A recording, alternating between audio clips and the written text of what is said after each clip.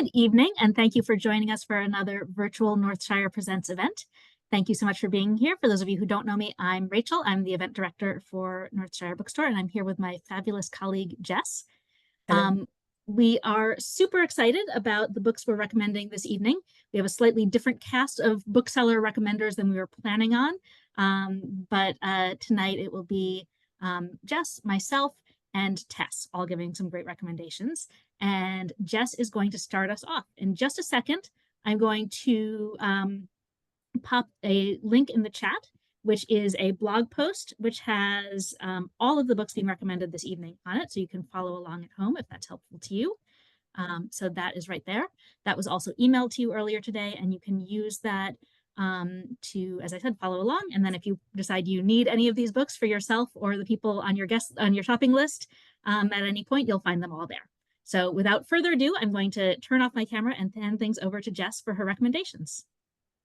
All right. Hello, everyone. I'm just going to get right into it. So the very first one, I have a whole pile of books here that I'm going to hold up because I find that so helpful for me, for my hands. So I'm holding something, and also so you can see the cover.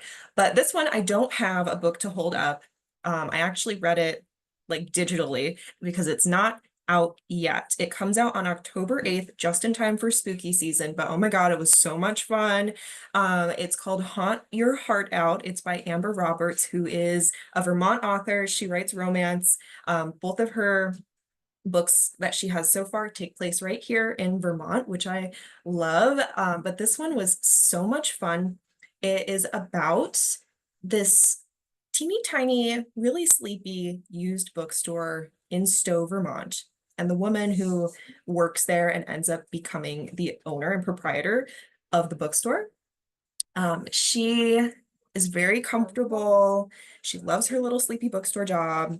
She doesn't want to leave Vermont, but there's a lot of pressure from family and friends for her to move on with her life, move to a big city. She's a young woman. What is she doing? She's never going to meet anyone in Stowe, Vermont. And she ends up meeting a man named James, who is a filmmaker, and he's making some sort of a documentary, quote unquote, but it's also kind of paranormal programming. And he's specifically drawn to Stowe because of some legends that she has created about ghosts in the area, including a ghost in her store. Now, these are all fabricated ghost stories you hear, but she has to kind of keep up the facade in order to convince him to stay, she thinks. And romance ensues from there. So I just thought it was so sweet and surprisingly complex in terms of the characterization, their motives.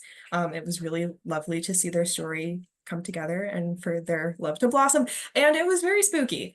So if you're interested in something that has a lot of Halloween-y flair, but also a lot of small town Vermont charm, you're looking for something to cozy up with like that, I highly recommend. And also, I'd be remiss if I didn't plug that you can pre-order this book.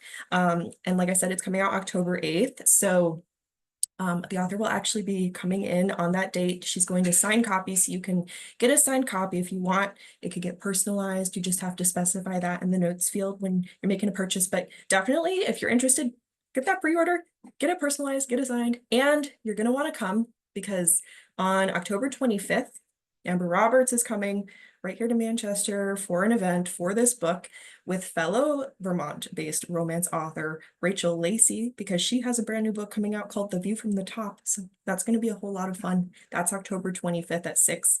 We'll drop that event, and unless Rachel already has already. But that's the whole spiel about that one. I'll keep it a little bit briefer for the others. So, surprise to no one, I read The God of the Woods and absolutely loved this book. Just like most people who have read it, if you have heard of The God of the Woods by now, I wouldn't be surprised because it has on every list ever. It's chart topping and it really deserves to be there, I think.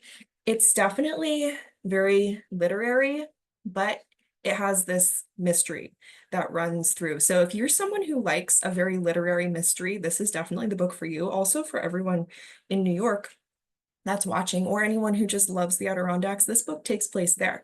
It actually takes place at a summer camp in the 1970s.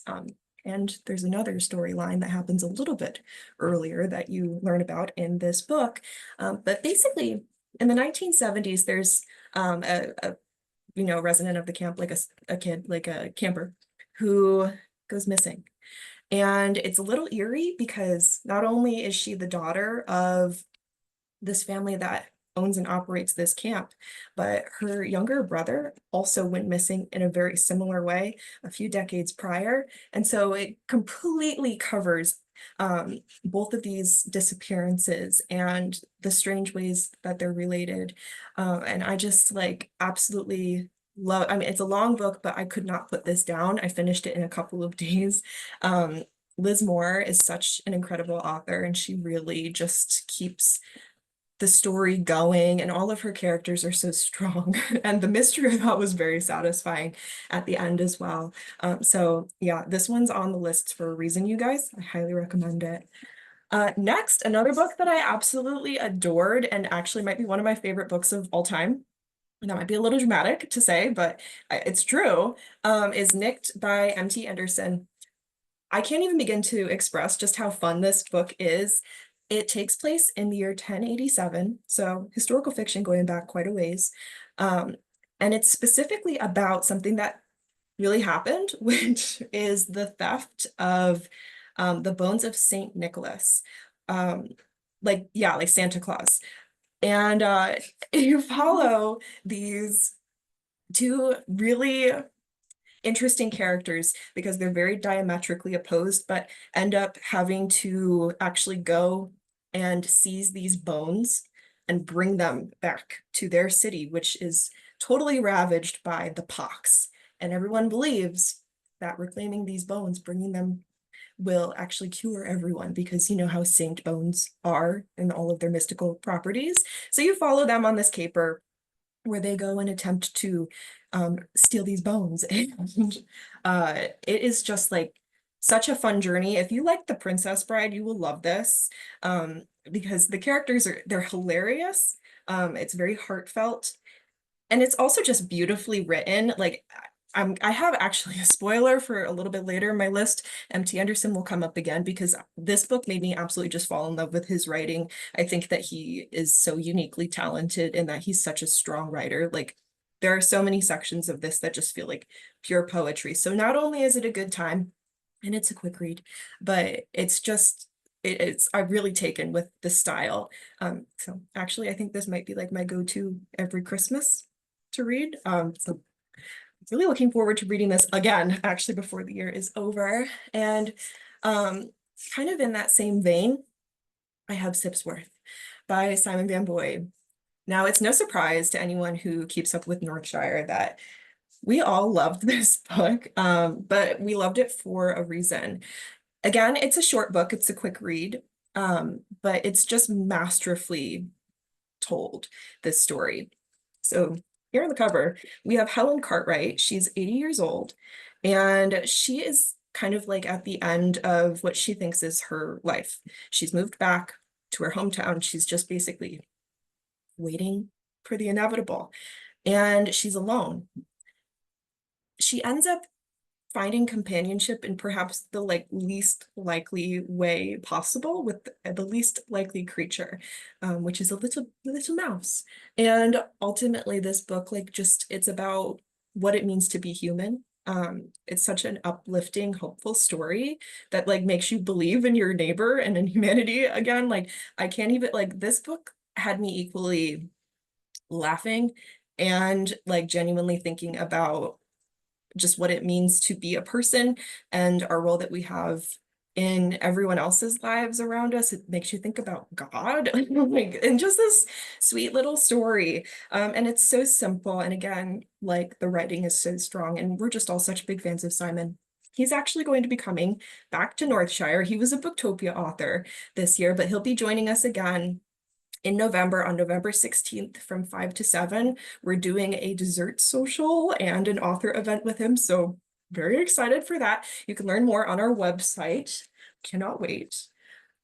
Next, this book just came out this morning, September 24th. This is The Impusium by Olga Tokarczuk. So This name might be a little bit familiar to you. She is a Nobel Prize winner in literature. She wrote that gigantic book, The Books of Jacob, with the black and white cover. And she also wrote Drive Your Plow Over the Bones of the Dead, which is another really beloved book here at Northshire. This book was also pretty life-changing. Like, I'd say that this and Nicked like genuinely are runners up for maybe like my favorite books of all time. So this book takes place, it's also historical fiction, just before World War One, in the Silesian Mountains, so this kind of territory in Germany and Poland, and it follows the story of this Polish man who goes to a sanatorium because he has tuberculosis. And he moves to this mountain town. It's very picturesque. It's very beautiful. It's called Gerbersdorf. And his name is Mieczysław Wojnich, which he's called the boy with the impossible name in this story. He just faces so much adversity from the doctors, the nurses, and the other residents that are staying here. And a lot of spooky things begin to happen while he's there as well. There's odd happenings in the woods that surround, and there's kind of like ever-looming presence of everyone's impending doom because they're all sick. And you just kind of get taken away with Olga's writing. I mean, she has this Nobel Prize for a reason. Even this translation is just so absolutely gorgeous, the way she tells this story. His story really resonates with you, even if you've never been afflicted with tuberculosis, on the eve of World War One. You can't help but relate to him. She deals with a lot of political issues, particularly surrounding sexuality and sexual politics, the way women were treated in this society at this time. And it's just like so searing, and it feels extremely timely in a very unfortunate but also very powerful way. And it's, again, I think a great Halloween read if you're looking for something very literary. If you were a big fan of any of her other works, oh my God, you're going to love this. We also have signed copies in at the moment, so if you're a collector, just saying, you might want to get on that. Also historical fiction, you might see that I'm a big fan of historical fiction. I have this book by Juliet Grames. This is The Lost Boy of Santa Quionia. And this is another really dense, chewy, literary mystery, very similar to The God of the Woods, I think. So this takes place in the 1960s in a very rural town in southern Italy, in Calabria. It's about this woman who is, like late 20s. She's from Pennsylvania originally, but her mother is Calabrian, and so she speaks Italian. She's been living in Italy. She's looking for herself. She's trying to find herself. She ends up going to this town on assignment. She's supposed to start this school. Because at this time in Italy, literacy rates are very poor. These small rural regions are very isolated. And so she has this monumental task ahead of her, which is to infiltrate this very tightly knit community and try to like raise them to the standards of like Rome in terms of education. So as an outsider, like in so many ways, she finds herself here. To make matters worse, she comes during monsoon season. So there's a massive flood and it washes away like roads, bridges, the post office, like buildings that have electricity, no electricity. Like they're super, super stuck because to get into this town, it's like hours and hours of intense hiking when the road's out. So there's like no way to get in or out.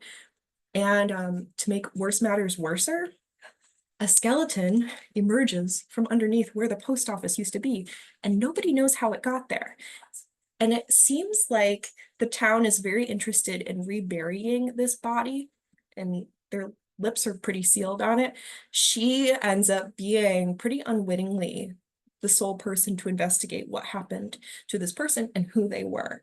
So I just, again, could not get enough of this. I read it so fast, and it's a mystery, of course, but there's also quite a bit of romance. And Juliet did a lot of research on this trip, and she ate a lot of good food. You can tell because she talks about Italian food in this book, and it makes you hungry. It's so good. So I really recommend this for anyone who's interested in Italy and Italian culture, who loves those literary mysteries. This one is for you. So I have one more historical fiction to share with you, and this one is also pretty Halloween-y. So this one just recently came out. This is by Caroline Woods. It's called The Mesmerist, and it takes place back here in America. It takes place in the 1890s in Minneapolis, and it is about three very different women who find their stories very intertwined. They end up all being at this place called the Bethany Home for Unwed Mothers, which is where you would go in the 1890s. If you were an unwed mother, you would be sent away, basically. So this home is run by Quakers, and one of the women in the story is one of the Quaker women that presides over this place. And she's really looking to support all of the women who end up coming through her door. She wants to get them back on their feet. She wants to help them be productive members of society, take care of themselves. She's very girl power. And she also knows like the environment that she's trying to keep this house afloat in, which is a society that's run by men who contribute to the problems that land women in this home to begin with. Now, the other two women are victims of this society, who come from extremely different backgrounds and very different circumstances land them in the Bethany home. One of them is very interesting because she doesn't speak. Everyone thinks that she's mute. So nobody knows who she is, where she came from, but stories start to run wild really quickly that she is actually some sort of mesmerist, which is taken from the spiritualist movement that was happening in America at this time. And so people start to go wild with theories about who she is and what she's done. And they think that she's afflicting all of these women with some terrible black magic that at first you go, absolutely not. And then the more you read, you go, but maybe, but maybe she is. Maybe she is a mesmerist and maybe she does have ulterior motives. Or perhaps a lot of the conflict that arises in this book doesn't come from this more fantastical world at all, but unfortunately is a very real problem that these women have to encounter at the hands of the men that are supposed to be there to support them. So I just found this really gripping and really fascinating. And the perspectives are all very interesting because they're different. So you get to kind of get in the head of each character, but not too much that you don't learn everything. So the mystery is still pretty solid. And again, I think a pretty nice Halloween-y read if you're looking for stuff like those and interested in historical fiction.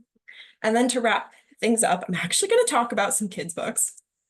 Specifically, like I said, M.T. Anderson is making another appearance because I absolutely love his books. Like I can't even begin to express to you guys. He's like amazing. So this is his latest children's release. It's called Elf Dog and Owlhead. And it's actually coming out in paperback on October 8th, the same day as Haunt Your Heart Out. This book takes place right here in Vermont. It's a middle child book, and it's about this boy here. His name is Clay, and it takes place during COVID. Clay is pretty isolated in his like sleepy little Vermont town. He doesn't have like a whole lot of friends. His family's kind of driving him nuts, as I think all of us can probably relate to.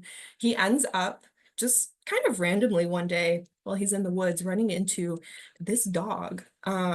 And at first he's like, oh no, a lost dog. And then he starts to realize after taking the dog in that this dog is not from our world and maybe it could be potentially a magic dog. And they end up going on several magical adventures together where they get to encounter these dragons and giants and this society of elves under the mountain where the dog is from, who are desperately trying to get the dog back. And along the way, they just make some really beautiful, amazing friendships. And it's such a hopeful, uplifting story about a child and their pet. The pet is good and safe by the end of the book. I'll just like say that now. It's not one of those stories where an animal perishes by the end. So if you're looking for something like that, it's a really sweet story. And of course, it takes place right here in Vermont. So that is the end of my pile. Thank you all for listening to my reads. This is what I've just absolutely loved this year. I'm going to pass it off to Rachel. Amazing. Thank you so much, Jess. I have a lot more on my stack now, which is always the danger with these. So I also will share my list. And I'm going to start right off with Road Home by Rex Ogle. This is a memoir written intended for young adults, though honestly, I don't know what I would change to make it a book for adults. It is absolutely a wonderful read for either teens or adults. Um, some very heavy subject matter, which I'll get to in just a second. So depending on the teen, I would say an older teen, definitely. So Road Home is the third in a series of young adult memoirs that Rex Ogle wrote. It stands alone extremely well. If you haven't read his earlier books, you don't need to pick this up. Um, it tells of his teen years. He is outed to his father as gay in the 90s and is subsequently kicked out. Winds up making his way to New Orleans, where he first winds up in a ill-advised relationship with a much older man, and then ultimately leaves that relationship and winds up homeless on the streets of New Orleans for a stretch of time. It is not an easy read. I mean, that is exactly um, as dark as it just sounded from my description, but it is extremely beautifully done. It is really thought provoking about youth homelessness. It's a really important read, and it's a read that I think would be really important to a lot of teenagers. His writing is just beautiful, and his honesty through this is staggering. So that's Road Home by Rex Ogle. If you do wind up picking it up and loving it, it is worth going back to his earlier memoirs, which are also sensational. The first book in the series is called Free Lunch, and it's of his middle school years, and it's also just a truly beautiful, wonderful book. People who like memoirs like The Glass Castle would love this book. And again, although it's written for teens and it's great for teens, it's one that adults will really appreciate too. So that is Road Home by Rex Ogle. Next up, a book that's much cheerier, though it might not sound it, is TJ Klune's Somewhere Beyond the Sea. TJ Klune is an author I honestly probably wouldn't have picked up on my own were I not in the bookselling world with lots of fabulous young booksellers telling me I absolutely had to read his books. And they were right. TJ Klune's books are delightful. He has a really deft hand at dealing with sometimes some fairly serious subjects, but in a way that is so light and buoyant and hopeful that you just finish his books feeling like you've been extremely well taken care of in a fluffy blanket. So Somewhere Beyond the Sea is the sequel to his breakaway hit House in the Cerulean Sea. And I would recommend for these if you are interested in this one, starting with the first book with House in the Cerulean Sea. But this picks up with Arthur and Linus raising their band of magical misfit orphans in a society that is increasingly hostile to them, and having to figure out ways to protect their family by being advocates for found family and queer families and magical families in a world that wants to be extremely hostile to them. It is extremely silly. There are a lot of shenanigans with these magical orphans getting up to all sorts of mischief and goofiness. Clune is a very, very funny writer, and Somewhere Beyond the Sea follows in those footsteps will be still being incredibly joyful at the same time. So that is Somewhere Beyond the Sea by TJ Klune. Next up is what is probably my favorite book of the year. That is Dear Edna Sloan by Amy Shern. This is an epistolary novel, so a novel that's told entirely in letters and emails.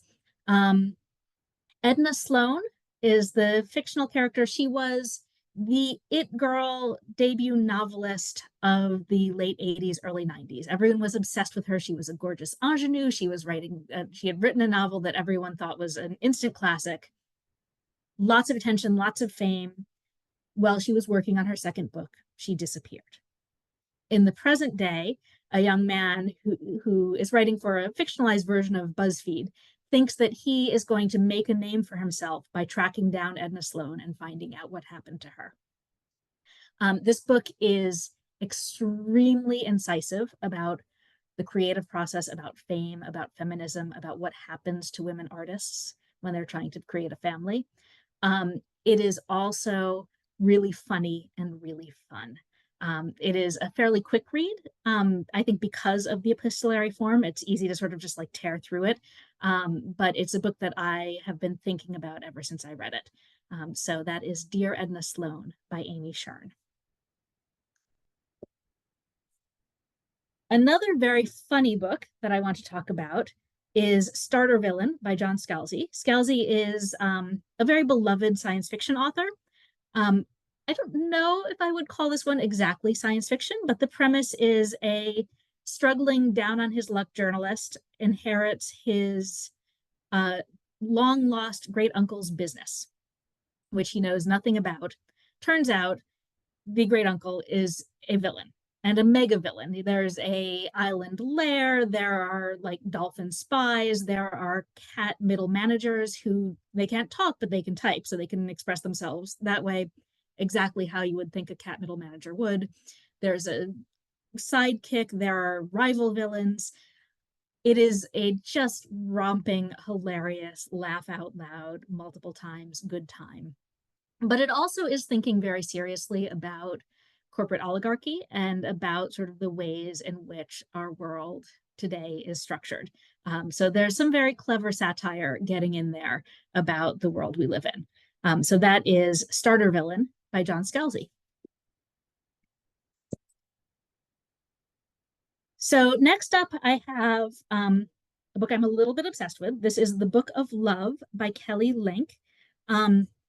And I'm actually going to be interviewing Kelly Link at the Saratoga Book Festival as part of a panel on fantasy fiction coming up in a couple of weeks. And Jess will pop that link in the chat just to let you guys know when that is. But that's coming up in early October. Kelly Link is an author that I've been kind of obsessed with for most of my adult life. I first encountered her incredible short stories in the early 2000s and was just blown away because she was doing something as a writer that I wasn't seeing anywhere else at that time. She was really writing in this strange space in between fantasy and literary fiction and fairy tale. Sort of think like Angela Carter and the Bloody Chamber, for those of you who have read that, but with magic and fairies. And an extremely high-end literary sensibility. She has been a finalist for the Pulitzer Prize. She has received a MacArthur Genius Grant.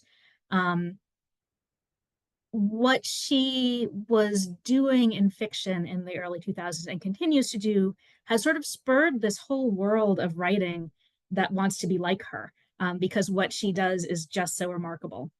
So after this long and storied and amazing career that she's been having, The Book of Love is actually her debut novel. Everything she has published up until this book has been a short story collection. It is, for someone who writes short stories, it is not a short novel. It's 600 or 700 pages, but it is worth every single word. The Book of Love tells the story of three teenagers who have accidentally found themselves in a strange land between the living and the dead and have gotten to go back to their small hometown to try to get a second chance to live. There are strange supernatural figures that want to stop that from happening. Some strange supernatural figures who want to make sure that happens for them. And all of this is happening against a backdrop of this quaint New England small town by the sea. This is, first of all, beautifully written, as I would expect from Kelly Link. It is really smart. It is really strange. I'm a little bit with having the interview of her coming up in a, what am I going to ask her? Because I have so many questions and I don't know how I'm going to narrow them down. It is really immersive. It's an experience to read this book, and it's really worth the investment of time to soak it up. So that is The Book of Love by Kelly Link.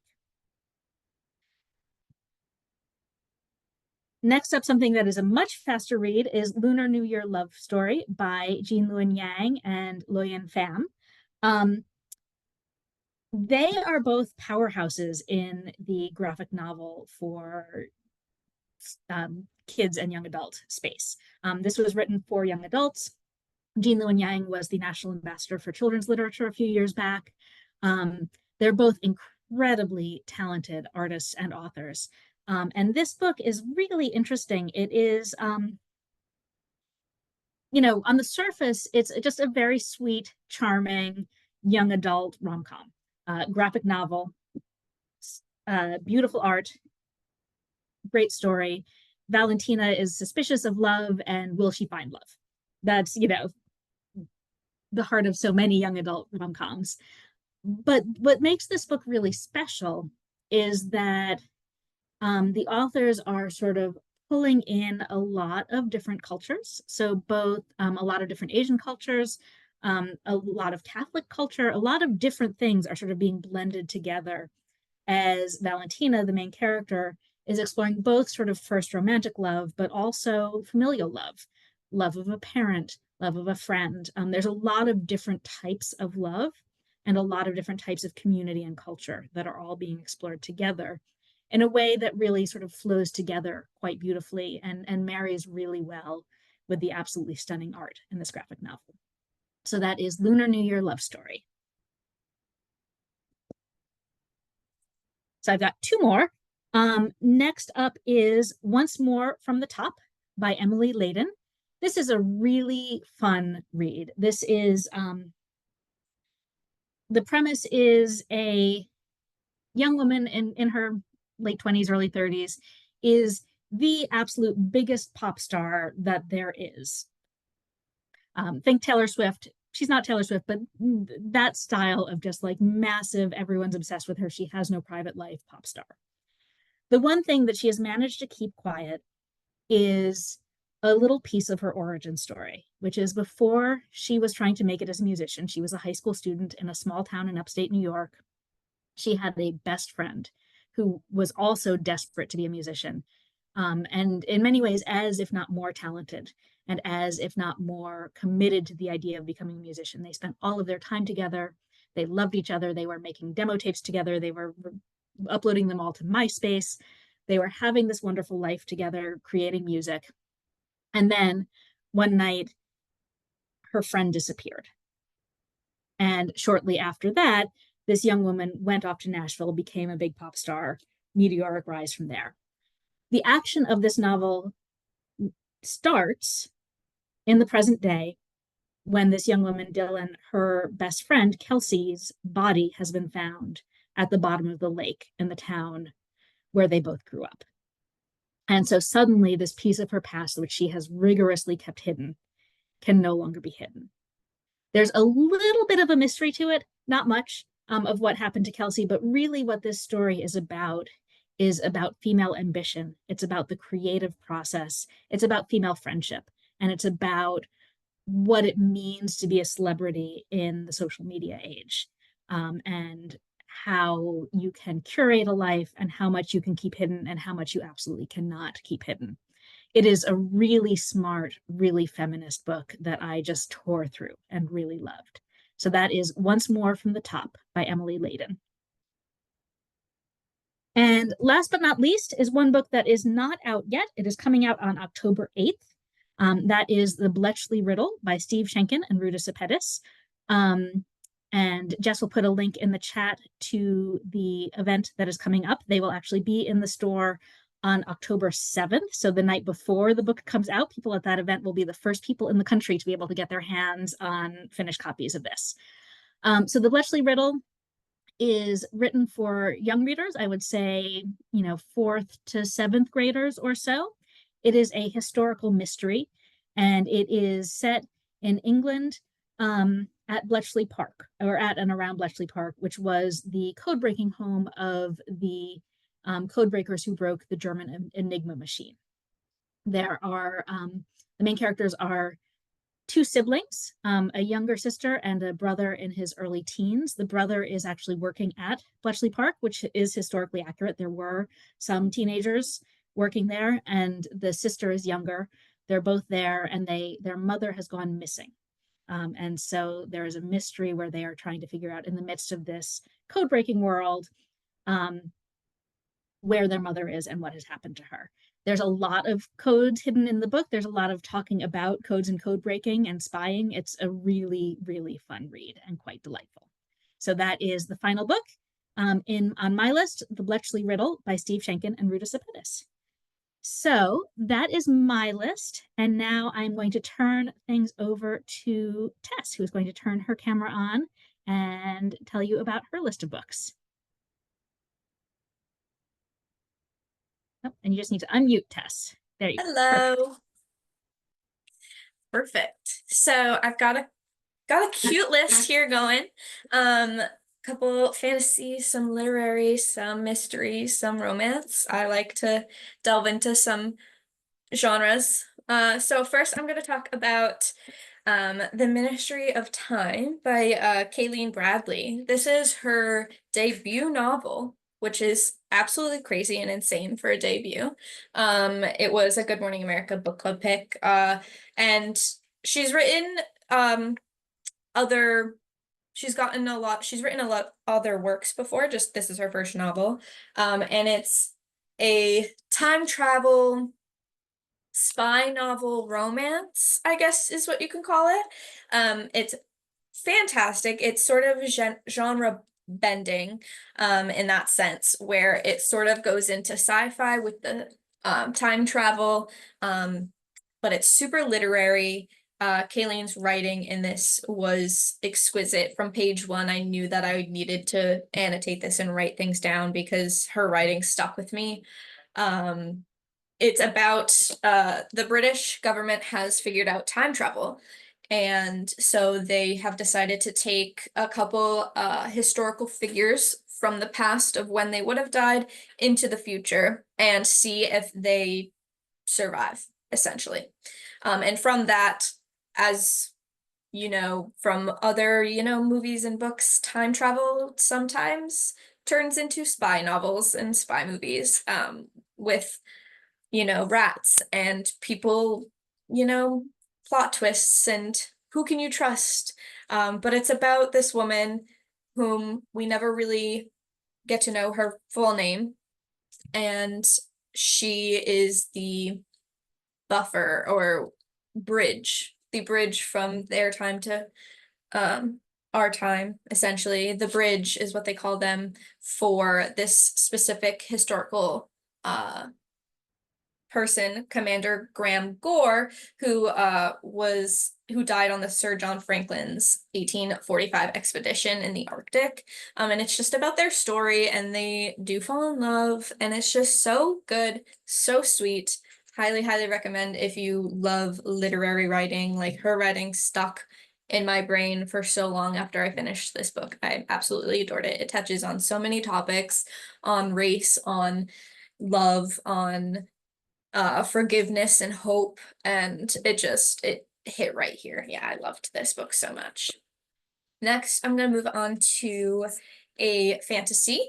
This just came out in paperback. It came out at the start of this year on hardcover. However, it's already out in paperback within the same year, which is exquisite. I love that. It is An Education in Malice by S.T. Gibson. It is a sapphic vampire novel. It is a retelling of the classic Carmilla, which predates Dracula. And so we are following in like the deep forests, like the dark, dreary of Massachusetts. We are at an all-women's college, and we're following Laura, who becomes a new student at this college, and there's this aloof professor who teaches this, pretentious poetry class. And Laura is a poet and she wants to join the class, so she does. And the teacher's pet who's in the room, Carmilla,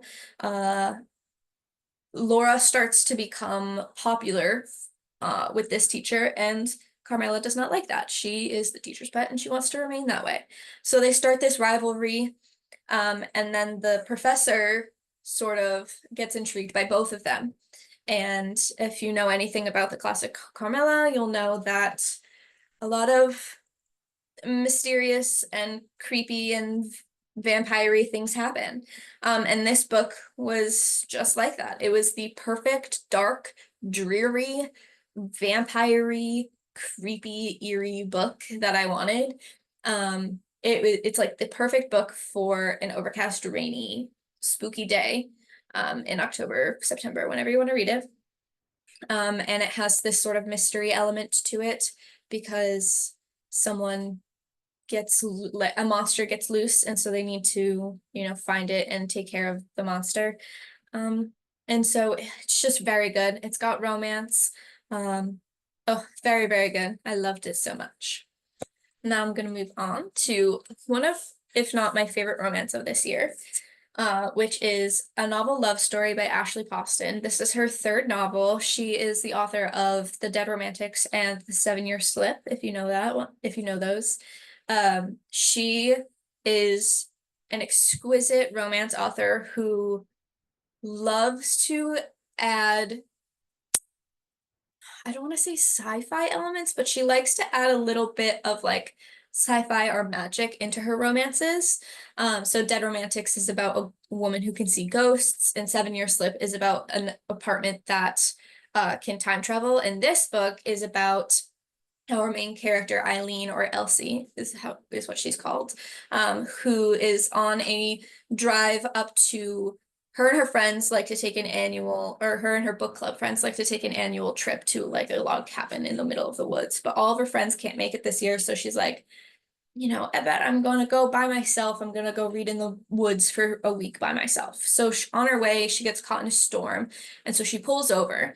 But little does she know, she pulled over into the town of her favorite fictional book series. And she is in this town, she meets this guy, and she's like, what is going on? She's like looking around, she's like, this is crazy. Like, I feel like I've been here before. I feel like I know these people, but I've never been here before. And then she starts meeting the characters whom she's read their whole entire lives about.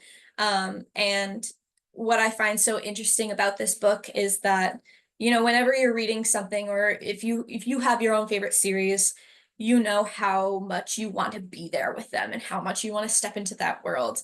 And the fact that Elsie got that chance was so phenomenal. It was so magnetic to read. And I like to say that this book is like reading a comfort book for the 10th time, but I read it for the first time this year and I can't wait to reread it already. I absolutely adored this book. Ashley's writing is so poetic and so thoughtful. And the romance between the two characters is so cute. It's sort of grumpy meets like sunshiny person. And the history that the characters have of why they're not getting together until like it's slow burn sort of, but you sort of learn a lot of his history towards the end of the book.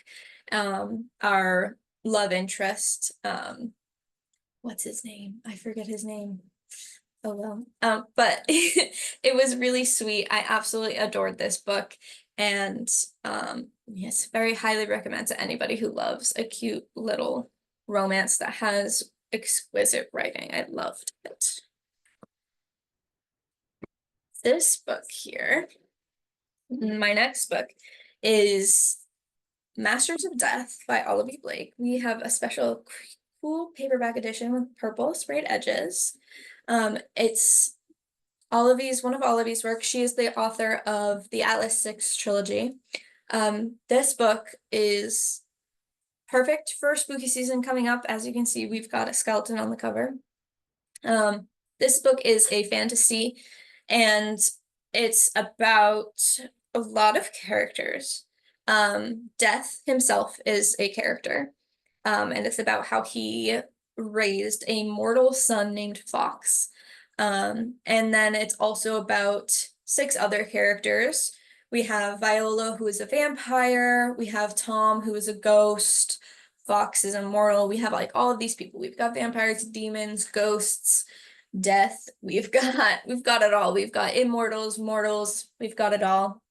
And somehow these three timelines, these three stories all interconnect between our six main characters. Good evening, North Shire. They all Office. connect, This door will be closed in and 15 minutes. we have We ask that you please bring any and all final purchases down to the front registers. Thank so you. sorry, we're closing up soon. We have all of our six characters, their timelines mesh by the end of the book. And what we learn in this book is that the immortals play a game. And we don't know what it is, but mortals cannot play. And there's only one rule that you can't lose. This book is probably one, if not my favorite book of all time. The writing in this book was life-changing. Every lesson that you learn in this book changed my perspective on how I view my life in this big wide world of ours that we live in. Because, you know, I'm just a speck on a rock in space. And this book really comforted me in that way, because it does touch on grief and death and dealing with that and the inevitable of how short our mortal lives are compared to being immortal. And me personally, death is something that I am not, I don't love it. It's not my favorite thing. I am a little scared of it, but this book really comforted me in the thought that I am so lucky to be alive and to be here at this time and moment and to share my life with people who I love and am able and so grateful to read books that I love and have the job that I love. And this book just touches on all of that. And it was so mind-blowing and exquisite. And it's got love and it has romance. It's so good. So good. I highly recommend. I like to say that if you want a book that'll make you feel every single emotion you can humanly possibly feel, read this and you'll probably still ask for more. I absolutely loved that book. Next up, I have a new release that came out, I want to say a couple weeks ago, maybe 3 or 4 weeks ago. It's called The Book Swap by Tessa Bickers. This book came up on my little web page we have as booksellers called Edelweiss. And I saw the author because that's my name as well, one of my nicknames. And I was like, oh my gosh, no way. And then I saw the cute little free library and I was like, I have to read this. So this is a novel that starts with our two main characters. And we have our female main character is trying to clean up her life, trying to clean up all of her old books, and she accidentally slips her favorite copy, which is highly annotated, of To Kill a Mockingbird into her neighborhood's little free library. She doesn't realize that she's done this until the next day when she's trying to find it, and she noticed that somebody has taken it. So every day she's going back, trying to find it. And one day it shows up. But somebody has answered all of her annotations within her book. And at the end of the book, it says, meet me in Great Expectations. And that person's annotated copy of Great Expectations was sitting next to hers. And so the two main characters start talking via the margins of books. And it's so adorable and so cute. However, our two main characters don't know that they know each other personally and that they were best friends in high school. And had a huge major falling out. So we as the reader know this from the beginning. However, our two main characters don't know that they're corresponding with one another. We learn that they both have very traumatic pasts. And this book is so literary in the sense that it touches on a lot of hard topics. It touches on mental illness, it touches on grief, it touches on bullying and abuse. And it was just phenomenal. It really puts the perspective of when you are in a relationship and when you have a partner, you both have two separate lives and you decide to come together and share that life with one another.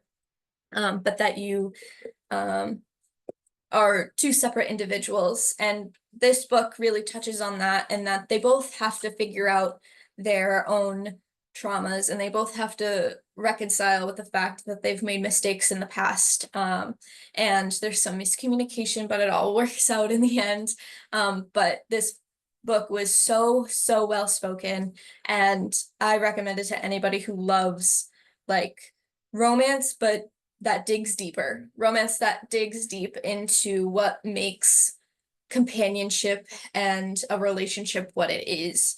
And it's not just the fluff. That's great, because there is fluff in this book, but the hard stuff too is what makes the good stuff good. And I really appreciated this.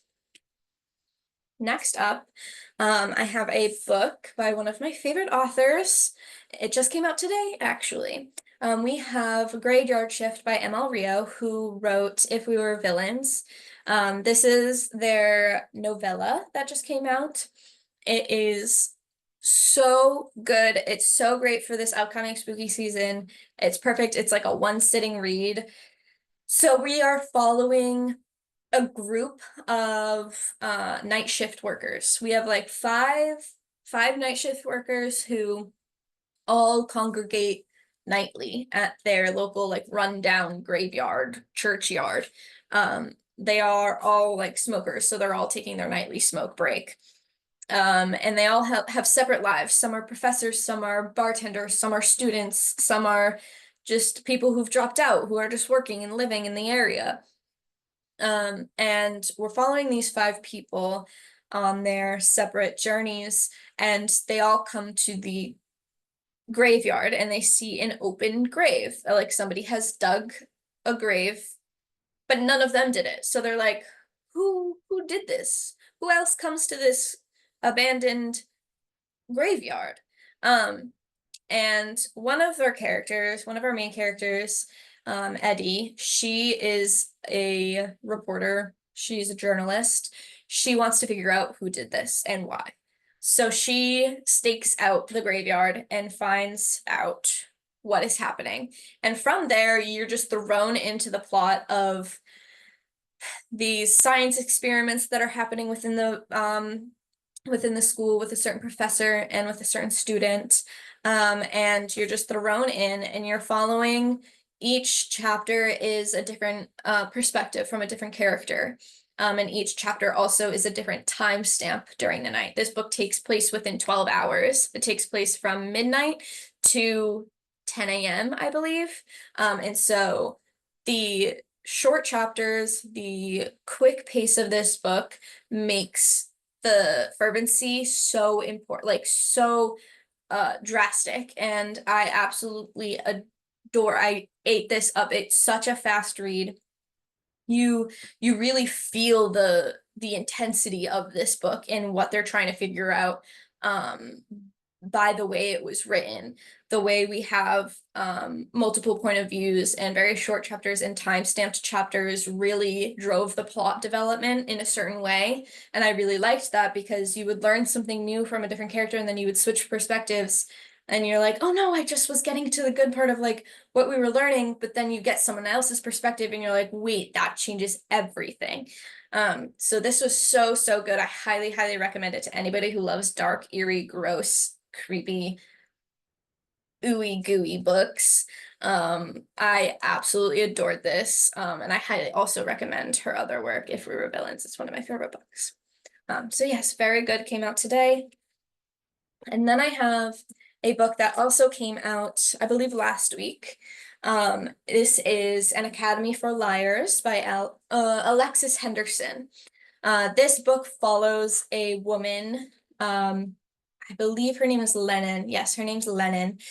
She's dealing a lot with mental illness at the beginning of the book. She is in and out of rehab programs, and she finally is like in a stable position with her soon-to-be husband, her fiance.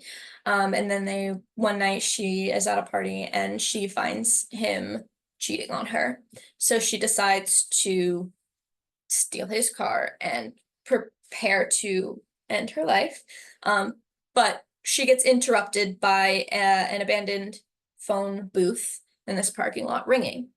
And she decides to pick it up because what else has she got to lose? So she picks up, and the school has answered. Hello, Lennon. Congratulations, you have been accepted to this prestigious schooling that she's never heard of. So she's like, whatever, I'll go. Sure. Let's go on this adventure. So she goes to this school, and this school is a secret school that has been hidden by magic. It is in the depths of South Carolina, and you are put into this world of this magical school.